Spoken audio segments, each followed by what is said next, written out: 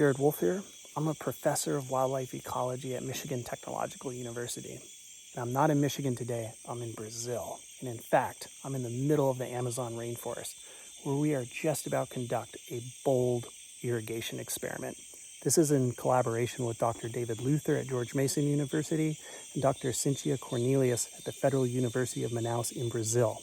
And what we're aiming to do is take water from a small reservoir about 1 kilometer away and pipe it all that way in to this primary rainforest that I'm standing in right now and irrigate the understory.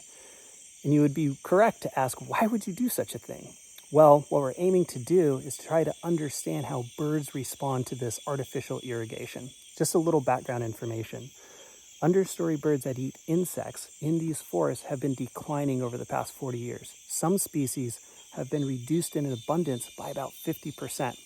More recently, we conducted an analysis that demonstrated increasingly hot and dry season conditions associated with global climate change is responsible for these bird declines. So these birds really do serve as sentinels of global climate change and broader disruptions to the whole ecosystem that we would find within these rainforests. So what we aim to do with our irrigation experiment is to try to mimic the precipitation regimes that would be found here 40 or 50 years ago. Prior to the experimental irrigation, we're going to be doing point counts and putting out autonomous recording units, and this is to just sample the entire bird community. What birds are here?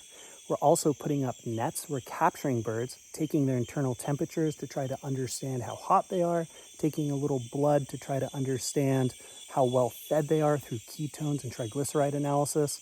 And then we'll start the irrigation experiment, come back several weeks later and resample the entire bird community as well as those individuals to try to understand how they're responding. Hopefully, we can identify those microclimatic conditions that support abundant and healthy bird communities.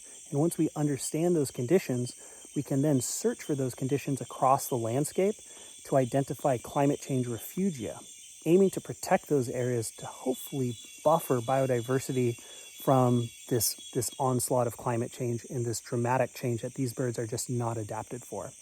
So I look forward to sharing the results of this experiment maybe in several months' time, and we'll have a better understanding how birds respond to more historic patterns of rainfall in this part of the Amazon rainforest.